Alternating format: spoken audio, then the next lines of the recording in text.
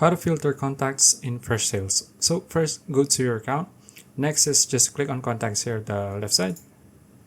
Now from here, you just need to click on filter applied here, the top.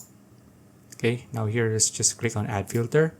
And then for example, I'm going to search for someone here on my contacts that is CEO. Okay, that has the job title as CEO. So let's just look for job title here, like this one, and then let's just type in CEO. Okay, let's make sure that this one contains CEO. As you can see, there are others here that you can use as a filter. So I'm just going to use contains here. Contains the letter CEO. Okay, let's just click on this one. And then there you go. Now you just need to click on apply here at the bottom. And then you can see all of your contacts that has CEO as their job title. As you can see, mine is this one. Okay, so that's how you filter your contacts. You can also filter it in other ways. You can, let's say, you can just add another filter, and then you can just add another letters here as well.